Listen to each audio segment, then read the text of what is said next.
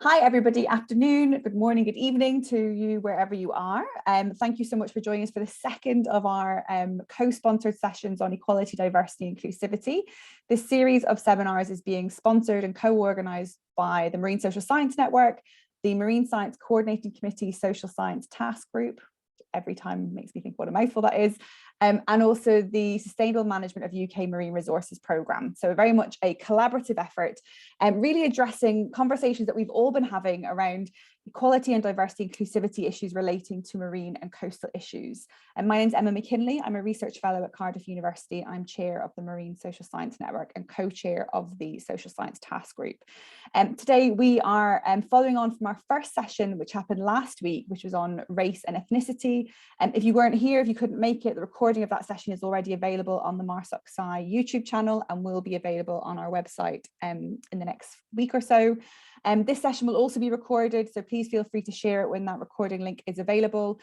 Today's session is focusing on the issues of access and disability, and we're thinking of access in a range of different ways and have some great speakers to talk to you about access linked to how we engage with and how different parts of society can or can't engage with our marine and coastal environments. I'm going to try and make the most of the hour-long time that we have, but just to remind you that the session is obviously being recorded. There will be a discussion, a Q&A panel at the end of the hour. So when our two speakers have delivered their presentations, there'll be an opportunity for me to pose any questions you might have for them.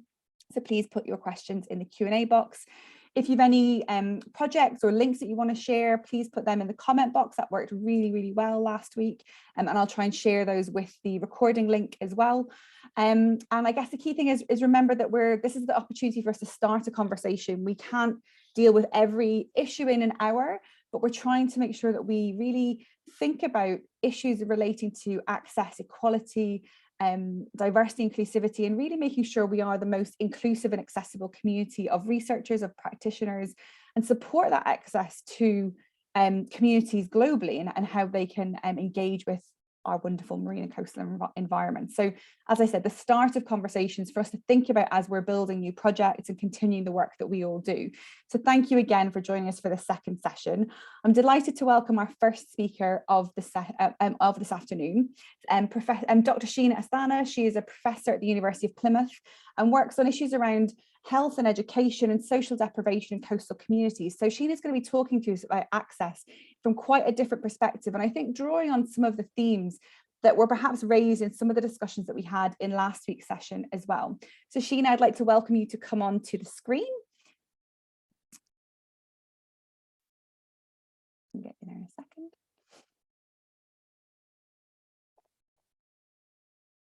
Oh, have we lost Sheena? Sheena had difficulties with her. We have lost Sheena. Her internet must have collapsed. Gotta love a technical issue. We'll give her a second and see if she comes back. And if not, Jeff, I might come to you and ask you to go first. And we might just have to change the order. These things happen. Give it a minute. Okay. Jeff, if it's okay with you, would you mind coming to the rescue and giving your talk first?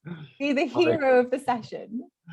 Okay, well, listen, thank you very much. I'm sure Sheena will join us shortly. I mean, Sheena's presentation and mine do complement each other perfectly. So hopefully, Sheena, oh, actually, Sheena's back. She's back. There you go. I'm saved by the bell. Saved. Jeff was pass back to Sheena. Brilliant. Thanks, Jeff. Thanks so much. Sheena, Jeff was just about to be the hero and step in just in case. Thank you so much. I'm so sorry about that. My computer had this sort of catastrophic breakdown just as you were talking. So, don't worry. Honestly, as I'm sure many of us have said, it would not be an event if there wasn't a technical hitch in absolutely right. So I will hand over to you to share your screen. Thank you. I'm going to have to talk while I'm looking for my presentation because it is again closed down.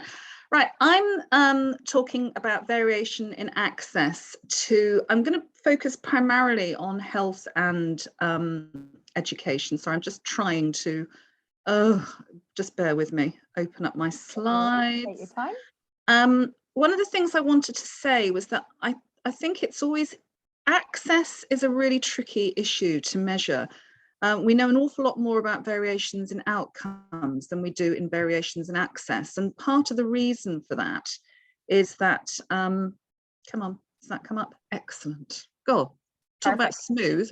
Just a breakdown. It's often much more difficult to talk about variations in access for a whole series of quite techie reasons, which is why resource allocation is a really complicated exercise, because actually identifying service needs against which to compare service utilization is really, really quite problematic. So I will come to that. But against that background, I'm making no apologies for the fact that I am talking a little bit more about outcomes, and then we will start to look at access beforehand. So I really feel quite strongly that we need to refresh our mental maps, that collectively, perhaps as researchers, as policymakers, we have a certain view about where service needs are.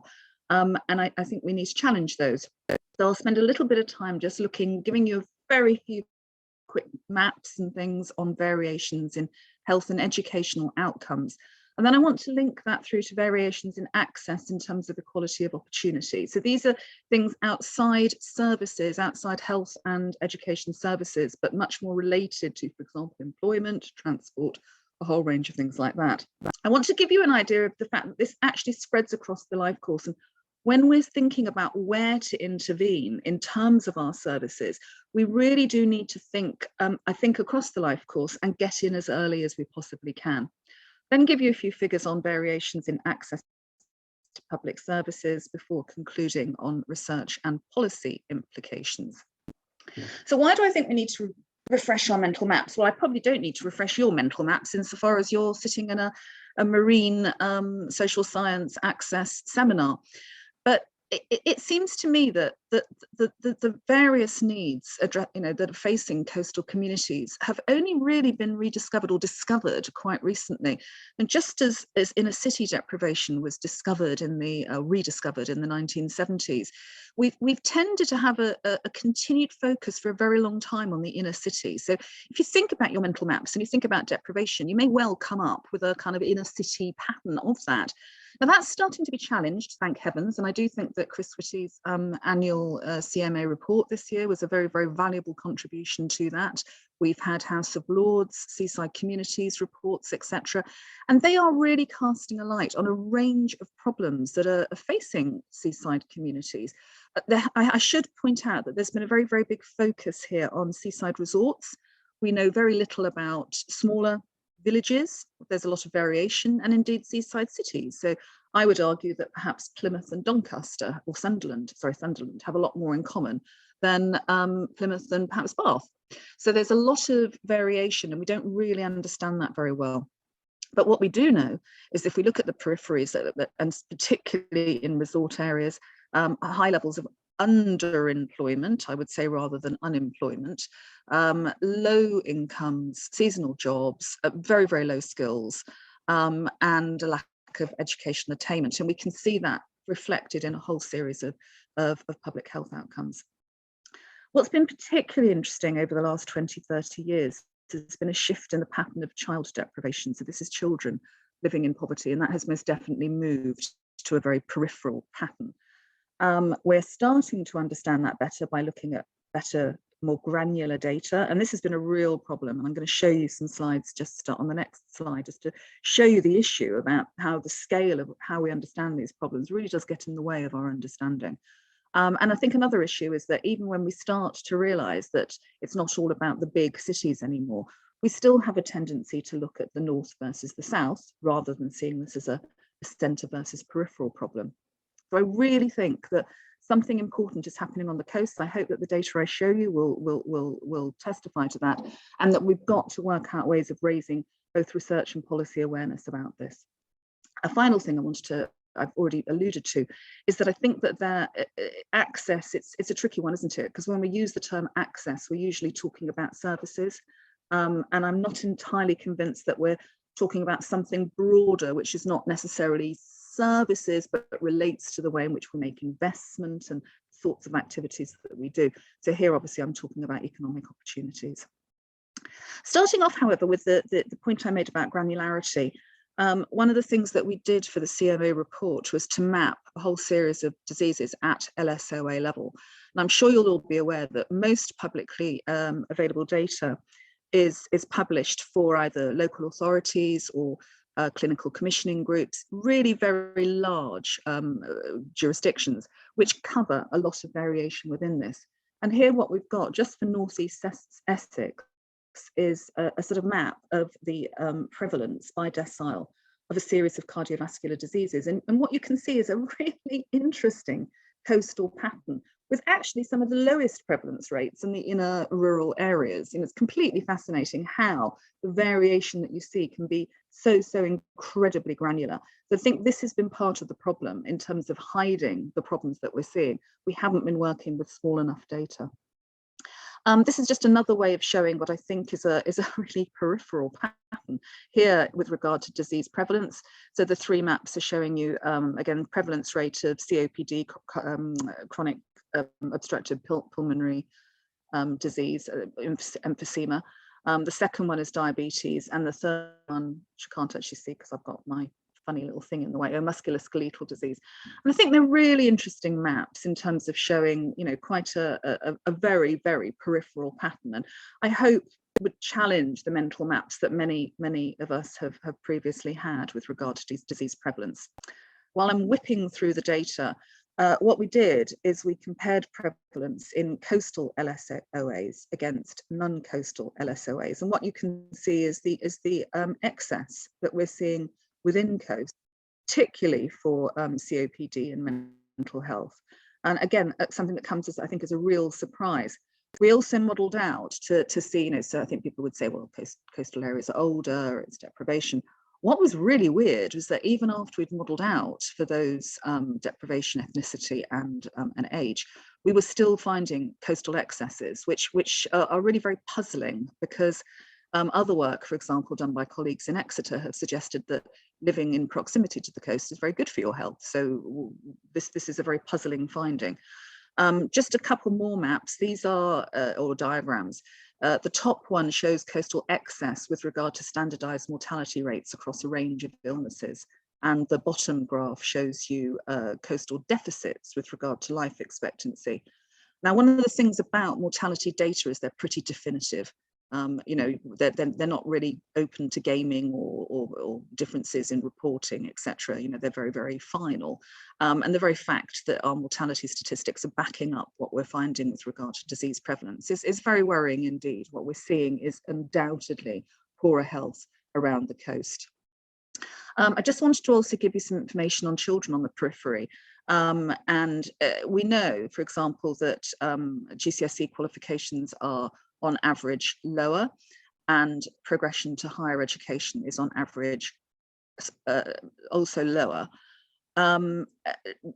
This hides a lot of variation within the coast. One of the things that we see, for example, with regard to GCSE attainment is that the gap between children on free school meals and non-free school meals is far wider. For example, London is the best performing region educationally. In many of those boroughs, free school meal children will do better than non-free school meal children in coastal areas. From a health perspective, I think this is the hospitalization data for self-harm, drug use and alcohol is really concerning. Significantly higher rates on the coast than in non-coastal areas. So that's a bit about outcomes. And I'm supposed to be talking about access. So what I think we're seeing here is a range of different things with regard to equality of opportunity. We've seen the decline of traditional industries, and I think what we can argue is that in many coastal areas which haven't been able to reinvent themselves, we've got similar issues as you'd see in the Rust Belt in America or in our ex-mining and steel industry communities in this country.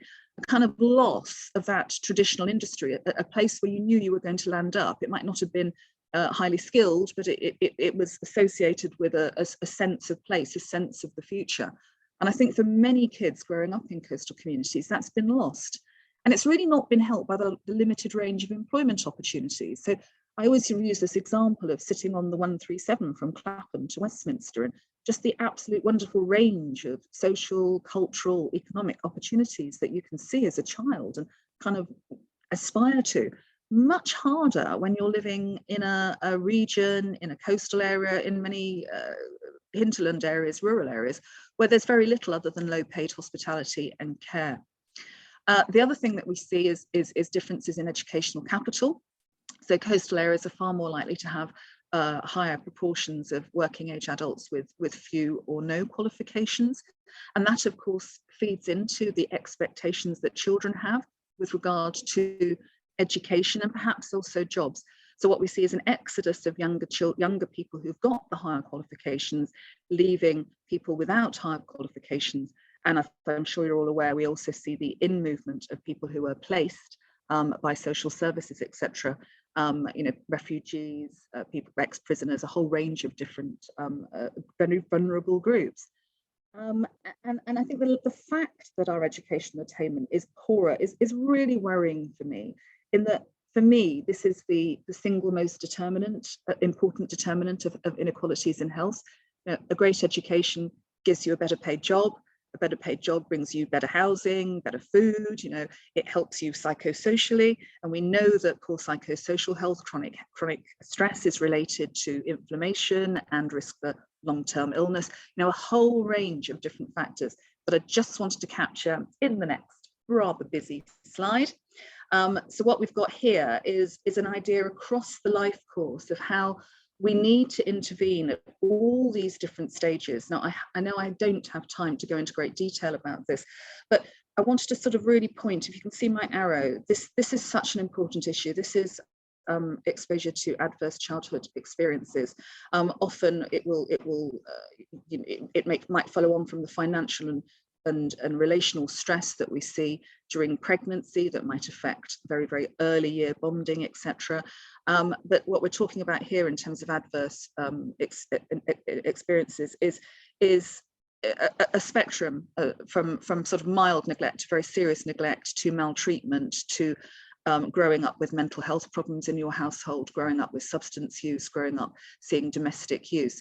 Now, the reason this is so important is because it sets up a whole series of developmental problems in that growing child. So we start to see, even within 6 months, problems with behavioural and emotional regulation.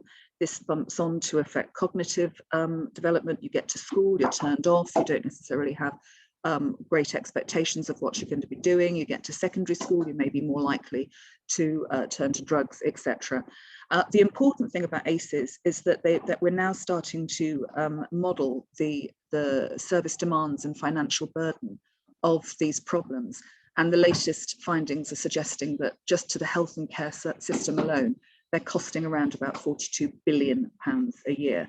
Now, that doesn't include loss to employment, it doesn't include loss to crime or the costs of crime and things like that.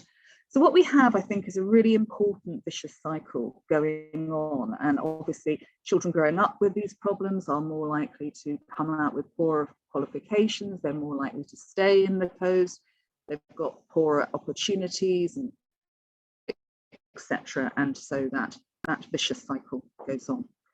I want to move on to services now, access to services. And in fact, I'll come back to this slide in a minute. So when we have a look at access to services, I mentioned that formula funding resource allocation is a really difficult art. For the most part, we use what we call econometric modeling to capture service need. And what you're effectively doing here is you're using past utilization, whether that's past activity or past expenditure. You're, to put it rather rudely, throwing it in a big cauldron, stirring it around and doing your regression statistics, and then seeing which needs variables get spat out from that. And there's an obvious problem. If you can't control out for unjustified supply or unmet needs, then you're going to bias your statistics. I just wanted to go back to the mental health allocations. This is the newest model for mental health. It's done by a cartogram. So this is showing you England. And what you can see actually is that we're actually seeing a move away from the coast. If you look over here, the old model, for example, gave that kind of coastal stretch in the northwest of England, higher allocations than the new model does. We can also see some losses going on in the south coast here. Quite interesting. The northeast seems to be benefiting by the new model, but it's not a model that is necessarily distributing resources for mental health in a way that I would imagine would fit my mental map. Education is a really big issue. I've mentioned that that this, I think, is the single most important determinant of health inequalities. And if we look from early years funding all the way through to primary and secondary, coastal communities tend to get the least allocations, the smallest allocations. Now, the gap is narrowing with the school funding formula, the new school funding formula, but there's no doubt that London authorities are still getting incredibly generous allocations. And all I can say is that if we look at what we call the London effect, which is the remarkable turnaround in London from very poor educational outcomes 20, 30 years ago to fantastic outcomes today, it shows what we can do with improving access to services. And for me, this is a really, really important one. There are other things that we can do for children who, we need to build resilience. The role that mentoring can play in really helping children understand what they can gain from education to build that resilience, to actually have better aspirations and hope for the future. Again, the vast bulk of mentoring takes place in London, and I would just appeal to companies with social corporate responsibility to start reaching out, using digital means to start really reaching out to children and helping them shape their understandings of the opportunities that they simply cannot see in their own patch. I've given you a few statistics about health here. These are from the CMO report. Although we can see that disease prevalence is significantly higher, there are fewer, only a slight proportion higher. These are unadjusted figures, and that's what we ought to be using rather than weighted figures. Only slightly more GPs per patient in coastal areas. We can also see, and this, I think the Health Education England broke this down for, I think it was COPD and learning disabilities as well.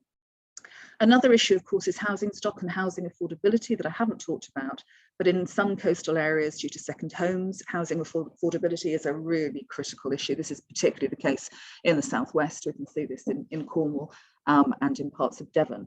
And I think it's very interesting, again, to look at the range in local authority-owned stock, very, very small in parts such as the southeast and the southwest and the northeast, very high in London. I won't talk about transport expenditure, but I think, again, this is something that we need to look at because this is what's affecting economic opportunity. And of course, the levelling up agenda is recognising some of the regional inequality that we have. But I fear that economic investment is still very, very strongly focusing on cities and around that north-south narrative rather than that of the periphery. So research implications, we're working on a number of this. I feel quite passionately about the need for a new coastal definition so we can really start to look at things in a more granular level. We also need to understand the complexity and perhaps understand how interventions work in particular places against other places. From a policy point of view, and I think I'm 2 minutes off my 20 minutes, we need to revisit formula funding, and this is a really, really critical issue because provider organisations or commissioners at a local level can only play with the envelope of cash that they've got to start off with, and there are still huge inequalities. I feel very, very strongly about addressing the adverse socio-psychological environment faced by coastal children. I've mentioned the scope for mentoring, but I think we also need to really think outside the box about the sorts of employment opportunities that we can be providing in these areas to prevent people from moving out and to give local people hope. I think there have been changes in the way in which the Treasury is using GVA. I'd like to know a little bit more about that and whether it's still just, oh, we'll go northwards as opposed to we'll go onto the periphery. And finally, I think we need to stop talking about the north-south divide. So any questions, though you might want to move on to Jeff's talk, because I do apologise, I was having computer difficulties and was late. Thank you so much, Sheena.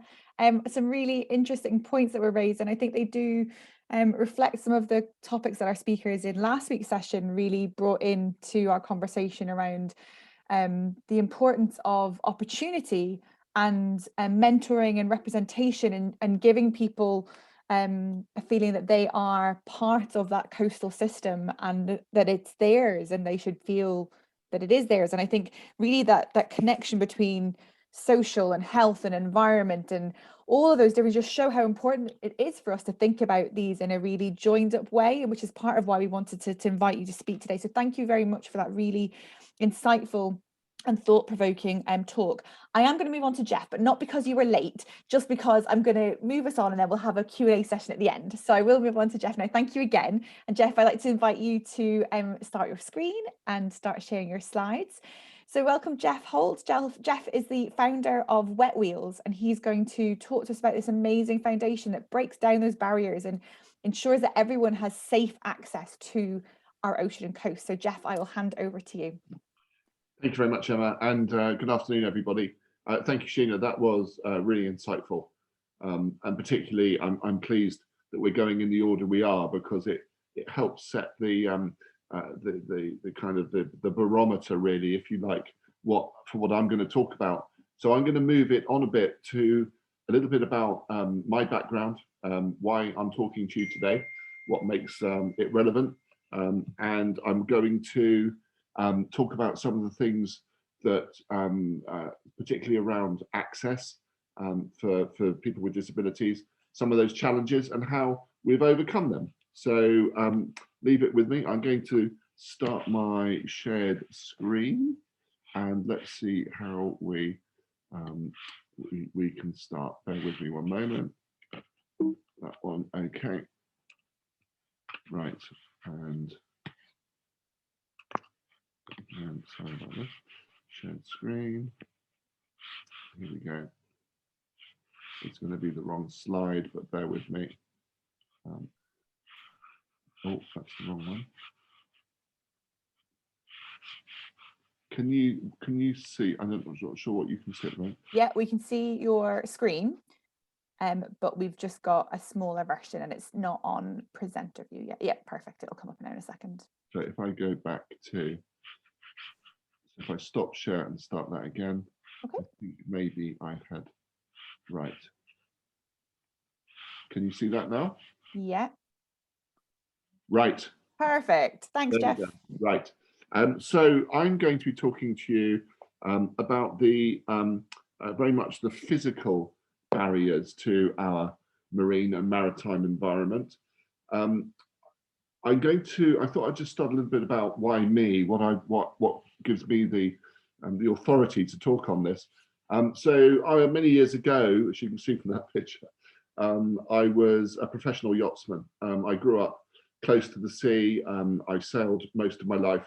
That picture was on my 17th birthday. I sailed oceans for other people on their beautiful yachts. And that was my career. That was my career path that I chose.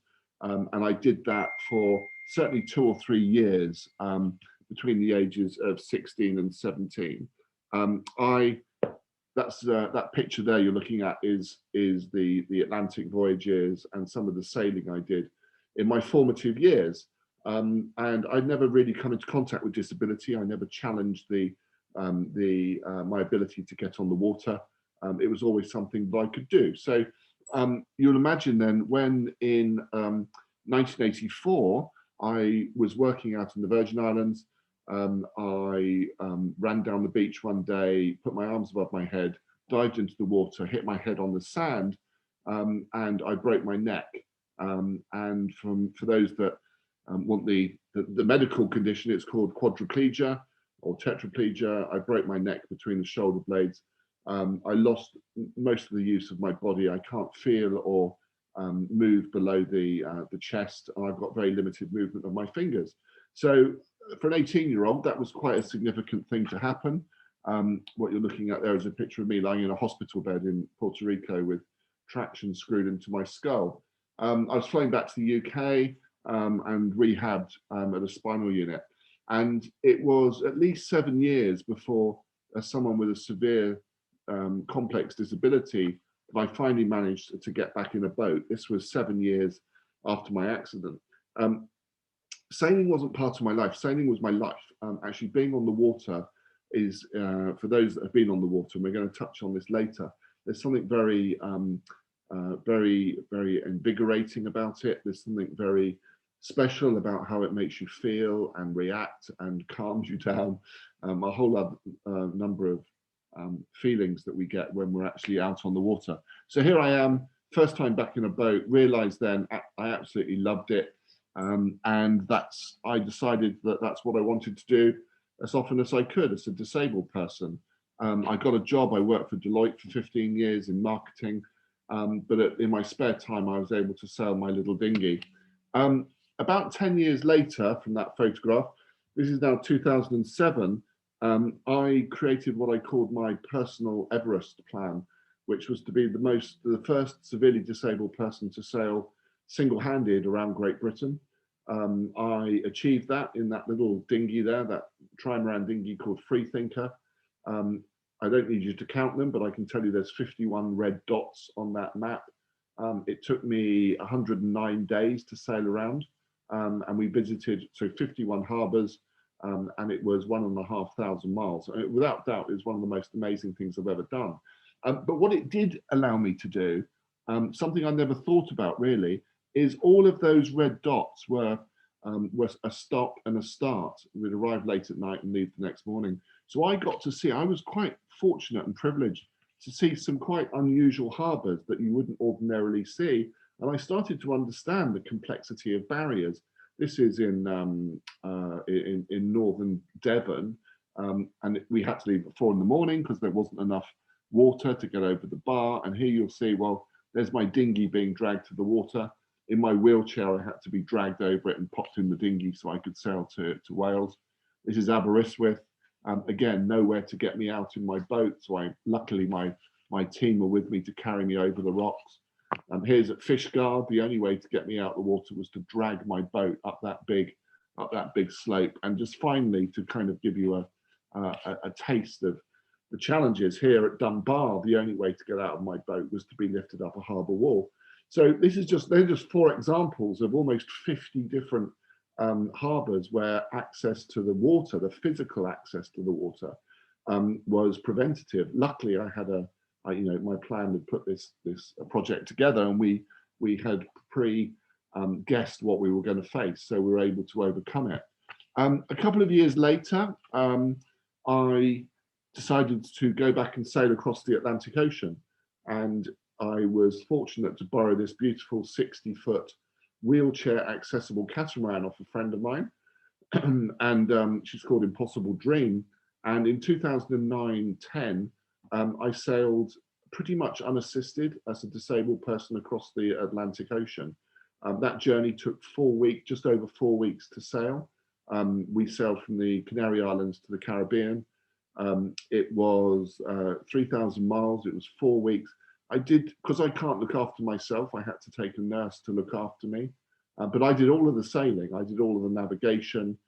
Everything on the boat was push button technology. So I was able to sail that beautiful yacht across an ocean. And I actually dropped anchor in Cane Garden Bay in Tortola, which was the island I broke my neck. That wasn't for closure or to exercise demons. It was because it was a celebration at that time of what I'd achieved as someone with a severe disability, particularly my love of the water. And the reason, why is the water so special? Well, I talk to many people about crossing an ocean. I should qualify this, sorry to jump around a bit. I'm not talking about sailing little dinghies on lakes, rivers and reservoirs, in the UK or overseas. There are many, many opportunities for people to do that. The RWA Sailability is a fantastic organisation that can help you do that. This is very much our coast, our coastal communities, our coastal waters, and actually going over the horizon. How about going where you lose sight of land for a little bit? Now, it's not everyone's cup of tea, but we know that a lot of people do enjoy that. And I love this photograph because I remember this was sunset. That's facing west, heading towards the Caribbean, mid-Atlantic. My carer was down below asleep. I was on the deck, a C56 quadriplegic on the deck of a £2 million yacht, watching the sun going down the middle of the Atlantic. And then from nowhere, dolphins appeared. It was almost as good as having unicorns. And I just laughed to myself that, here's an example of you remove the barriers and it's possible.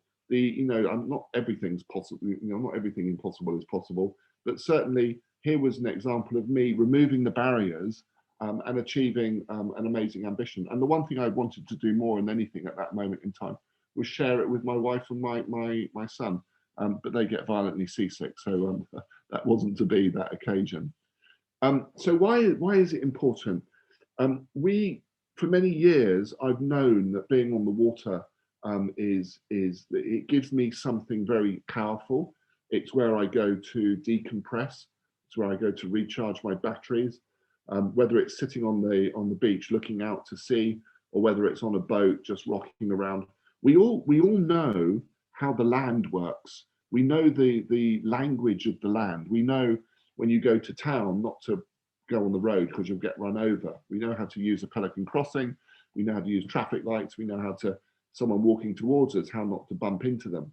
We know that because we live that every day. But very few people know the language of the sea, and what you do, how you pass other boats, how you keep safe. And that itself is a learning experience that we get to do with the people we work with.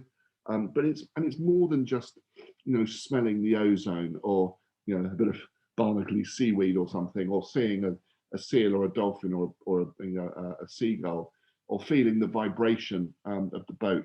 It's a holistic experience which we know, and I'm going to talk about this in a sec, actually helps young people and people with disabilities overcome some anxieties, and is part of the patchwork of their lived life experiences. So we know Wet Wheels, who I'm going to talk about in a minute, since we launched in 2011, 10 years ago, we've taken just over 30,000 people on the water. And every one of those people, we ask them to complete a survey. And we know that 86% of the people we take on the water have never been on the water. And that, to me, it's shocking. To me, it says there's work I need to do to try and break those barriers down. We've heard from Sheena how there's the socio-economic barriers to actually getting, crossing that divide between the land and the water, and the challenges around that. But actually, we know from research that the barriers, yes, it's transport, yes, it's a bit of money, but also it's about the assets themselves, the vessels that we can use to get people on the water. So I want to talk just for the next minute or two about what I call the invisible subset of disability. When we talk about disability, using the WHO description, that estimates range between kind of 12 and 15% of the population of the UK have a disability. Now that's a lot of people. That's sort of 12, 15 million people or more may have a disability as defined by the WHO. However, within that definition of disability, you have people with impairments, which to them are very serious. Visual impairment, deafness.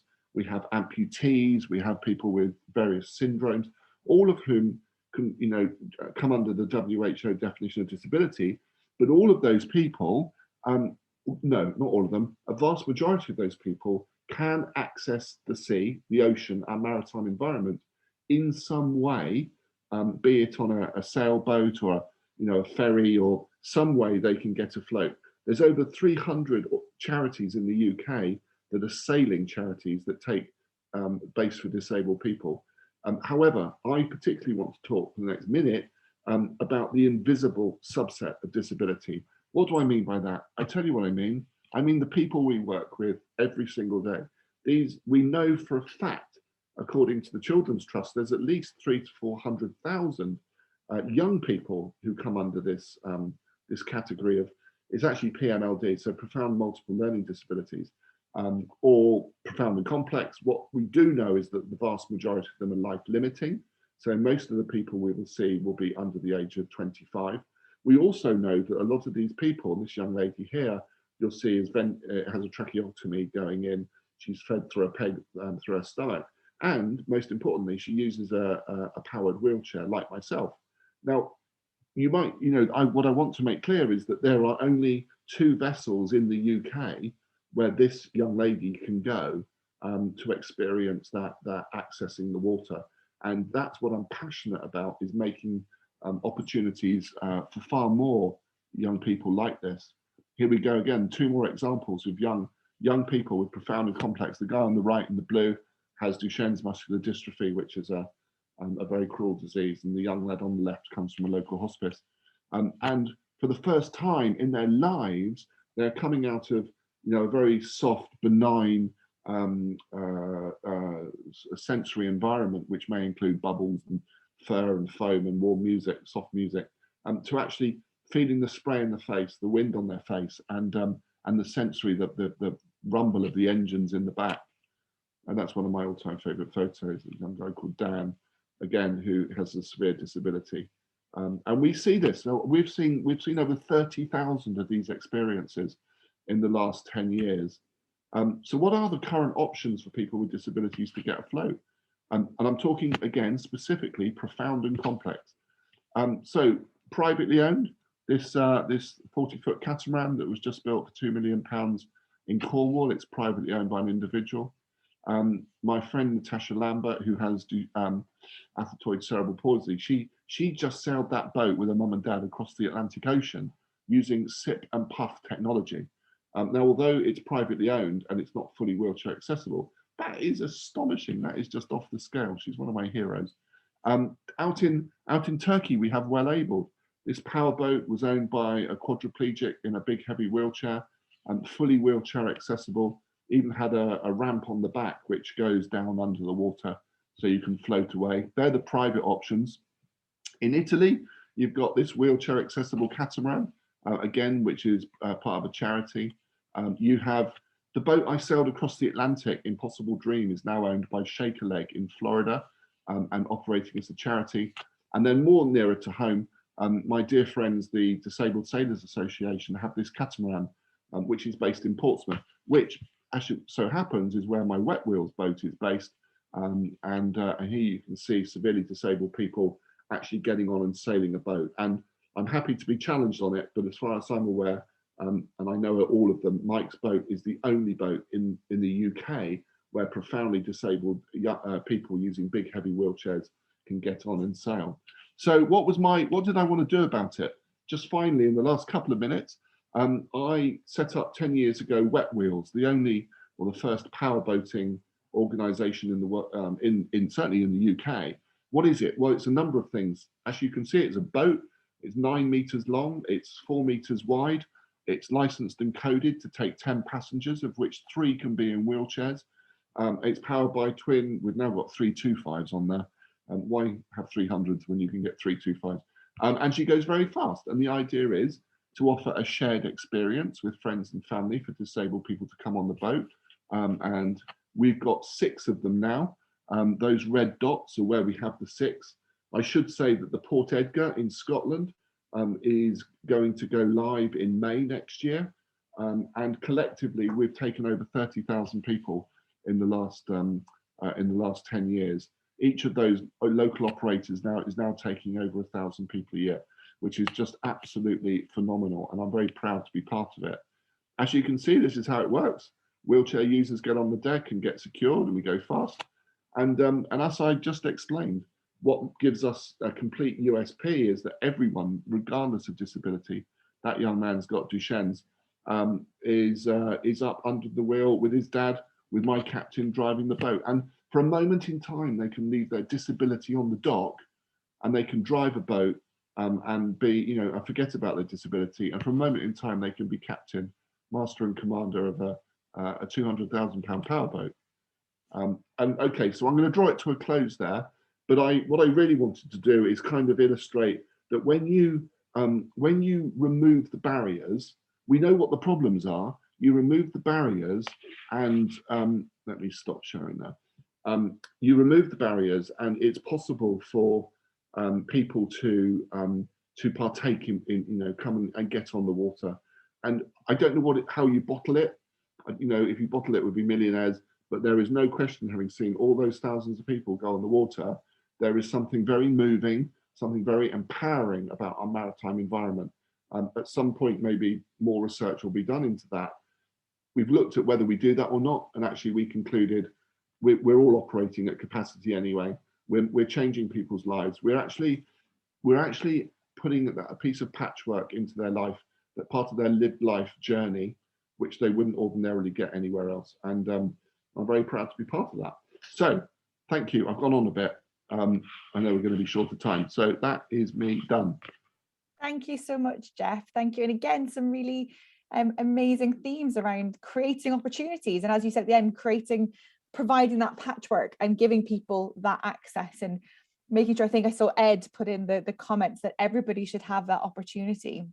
And I think your talk told us about your own extraordinary journey and what you've lived through and how you've created those access and that determination you've had, but also how you applied that to thinking about it for, you know, for other people. And I think that's been fantastic to see, and really challenges those of us like me who's, you know, at the start of a new project and thinking about how we engage different communities and perhaps redefine traditional thinking of who is part of a coastal community, who gets to have a say and have their values considered, and making sure that we as researchers and as practitioners are really being as inclusive and considering as the whole spectrum of society, and creating those opportunities for people to get involved. So thank you so much, both of you, for really facilitating that conversation and bringing those key points to today's session.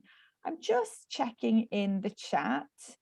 There were a couple of questions, Sheena, for you, just clarification questions. And I think it's probably worth coming to you because Ed very helpfully popped in some definitions, but I just want to make sure that we were correct. I guess the main one is the question about clarifying ACEs. And Ed's put in about adverse childhood experiences, but I guess I just wanted to double check that is definitely the acronym you were using.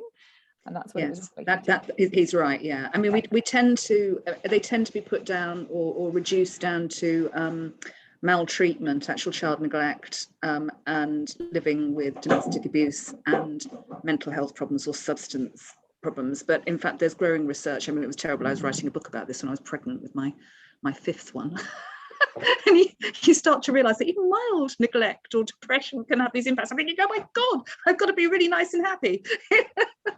So yes, but I mean, effectively, I think when you're talking about that, the vast bulk of the 42 billion, it's multiple exposures. So children who are really growing up with an awful lot of these toxic pressures are really damaged. Yeah, great. Okay, thank you. Other than that, I didn't see any quite lots of really great comments and people really appreciating the talks and some comments about their own experiences. And one thing I wanted to say, if there are any projects or pieces of work that anybody is aware of that you'd like to share, because for example, I know Jeff, you mentioned about Blue Health, and there are some projects, the Blue Health project and the Sophie project, that I'll put links in that connect to the recording for this so that people can access those. But if there's anything else that people would like to share, please put that in the chat box. And in the meantime, while people maybe think of their questions, I have a couple of questions. I was scribbling the whole way through that, and lots of things I perhaps wanted to ask. And Sheena, I guess coming to you first, I suppose it's probably a question for both of you, really, because I think the term you use of communities on the periphery, and I think that can apply to both groups of people that you were both speaking about, really, these kind of people that maybe don't get included in coastal research and thinking about how they value and connect with ocean and coastal spaces, in seeing themselves in those sorts of environments. My question is, what, in your view, what are the gaps in terms of our understanding of these communities on the periphery? What do we need to do to address these challenges and these gaps that you've both identified? And Sheena, I'll come to you first, and perhaps Jeff, if that's a question that applies to you too, then I'll come to you afterwards. So Sheena, you first.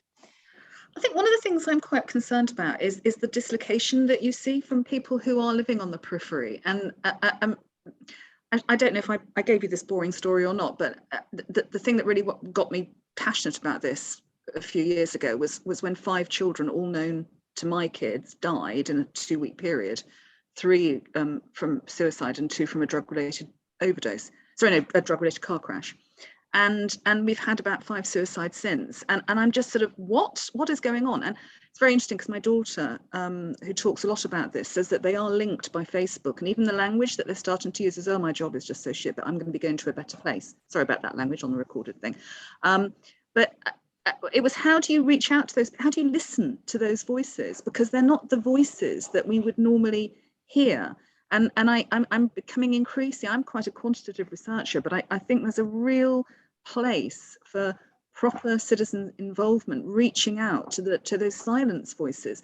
The other thing relates to this about the dislocation is the fact that, you know, the more and more, and I hear this anecdotally a lot, that kids who live very close to the sea, very deprived kids who live very close to the sea, actually never visit it. They have absolutely nothing to do with it. And the sea, and if I go down to Plymouth and we've got Royal William Yard, it's full of these beautiful yachts, and I think your project is absolutely excellent, Jeff, but I don't think that the kids literally 200 meters away are going down there, nor swimming there, or you know, having any engagement with that. So I'm quite worried. I think it's really important to break it down to who are we talking about and who is left behind and who's peripheral from this, because there is some research saying that the coast or living near the coast can be incredibly good for your health, but it's whose health?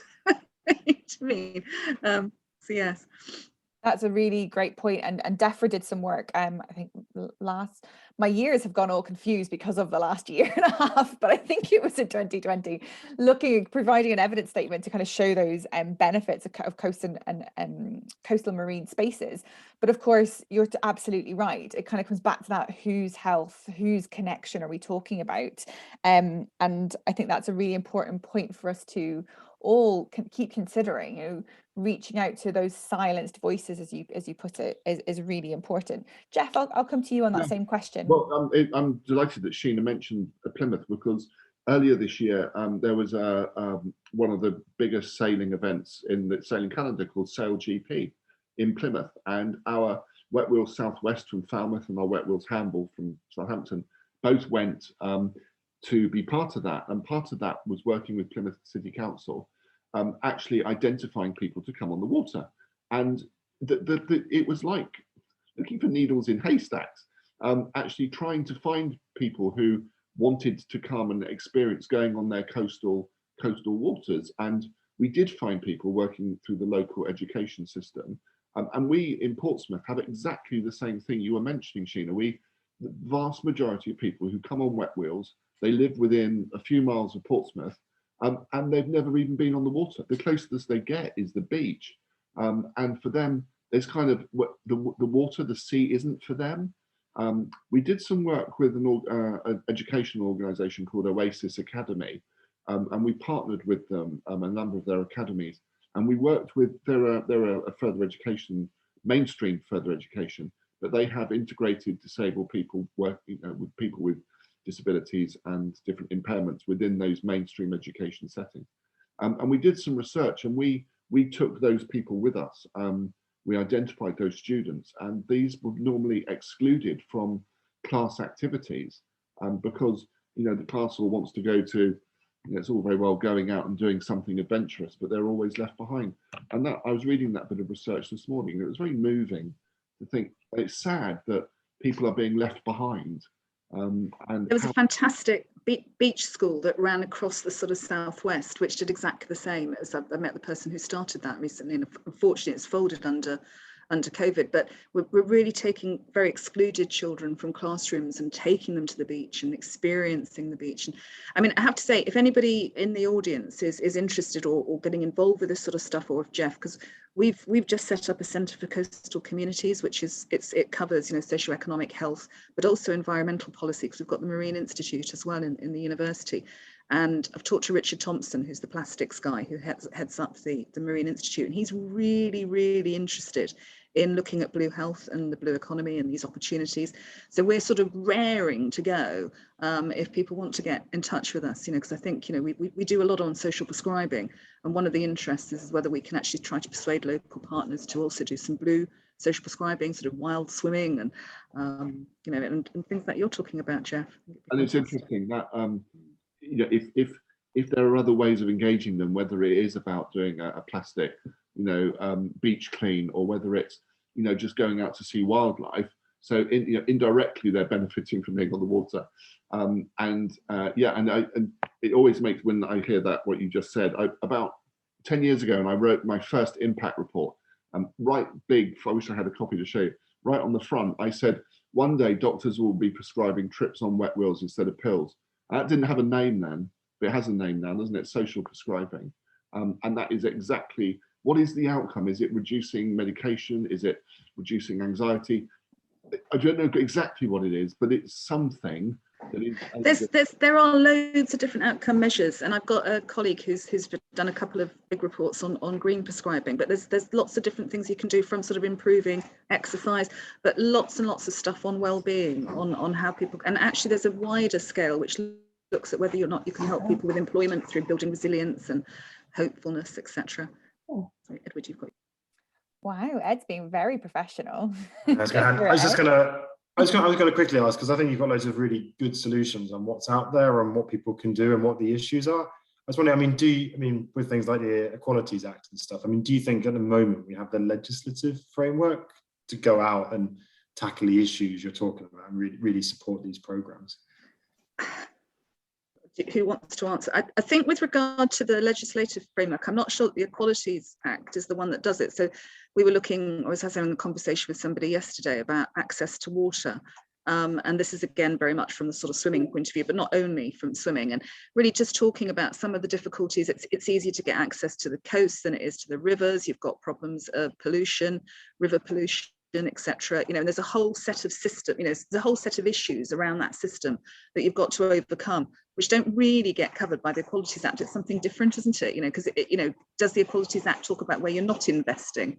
Not really. It talks about when you are providing services and whether you're discriminating. So I think it's a kind of messy problem. Jeff, I don't know if you've got. Yeah, no, I completely agree. I think the Equalities Act is a big wieldy sledgehammer, and once you get into nuts and bolts about access, I could go and kick up a stink because I can't get on the local ferry to the Isle of Wight. But there'll be around the water. There's a different set of rules, by the way. It kind of the Maritime Acts kind of exempt them from a lot of things that accessing a shop or goods to services on land. So that's why certainly with Wet Wheels and the other organisations we work with are doing our bit to try and at least provide the access. From where people go from there, that's kind of their choice. And if they want to move into swimming or kayaking or some other, we are a strategic partner with Sport England, because when you look at those pictures you think, oh, Jeff just takes them out for a fast trip in a boat, but Sport England recognise that what we do is an important activity, particularly for those, and I talked about the excluded and invisible subset of disabled people who wouldn't ordinarily have the opportunity to do anything that's outside in the fresh air. So it's very, very, we're quite proud to be a strategic partner of Sport England. But in so doing, that reflects on the work we're doing and trying to get more people with disabilities at least thinking about getting outdoors. Absolutely. Ed, I think just reflecting on your question about legislation, being based in Wales, I feel like we perhaps have with the Wellbeing and Future Generations Act, the fact that it pushes that message of well-being. Not sure we're seeing it on the ground everywhere, but I think the aspiration is there, and perhaps that's maybe where we'll see other places going, the devolved administrations and other places. And also particularly from a marine and coast perspective, the way the whole conversation around ocean literacy, and we all know I have challenges with the term literacy, but the connection side of it and the conversation that's happening around that, around facilitating opportunity and recognizing that the ocean is for everyone and that we all should have that opportunity, as you said in the chat. I feel encouraged by those conversations. We are just at the end of time, but there was a question in the chat, Jeff, for you, which I think was from, just getting the name correct, sorry, from Katie, who said, Jeff, what's the first thing people usually say the first time on a boat in your experience? Okay, quickly, but in two parts. The most people who come who've never been on before display signs of, a lot of people display signs of anxiety. These are people who've never been on the water before, and they've seen pictures and they've seen the photographs and the videos of a boat going fast. I do it every day. I've been doing it every day for over 50 years. If you've not been down onto a marina before or stepped on a boat, there's anxiety. So there's an anxiety thing. A lot of people say nothing to start with, which is interesting. But the second part to that answer is we do feedback. We ask people for feedback on how their experience was, and we give them a whole load, 30 or 40 words. And then every year we do a word cloud, which you'll all be familiar with. The most time someone ticks a box, the bigger the word. And every single year, out of 40 words, there's 2 words which are always the biggest. faster and wetter. It's what they like. I love that. I totally understand that as well, that anxiety. And I think it's a really interesting point that you made around marinas. I think I did some work a few years ago where we talked about marinas actually being quite closed to the majority of people, that they're quite a gated community. And if that's not an environment that you've spent any time in, again, it's about that feeling of not belonging. And I think essentially that's what so much of this series of talks is trying to consider, is thinking about how we, as a community, researchers, practitioners, policymakers, address those issues of people feeling they don't belong, or the ocean and coast is not for them. At Gunwharf Quays, Portsmouth Boats in Gunwharf Quays, which is a destination shopping centre, tens of thousands of people go there every week, and the marina is down, it's gated. You look down on it, and it's where the rich people sit there and drink their gin and tonics. And for a moment in time, they can come down and sit on a boat, and they'll look up as if to say, it's me down here. This is my space. Yeah, absolutely. Absolutely. Well, I'm conscious of time and I know how busy everybody is. So I just want to close the session by saying thank you both so much for such an interesting and informative 2 talks. They were really taking the idea of access from quite different perspectives, but really very similar themes around opportunity and, trying to create and facilitate access and think about those invisible groups of people. And I think that's really what we're trying to get to the crux of. So thank you so much.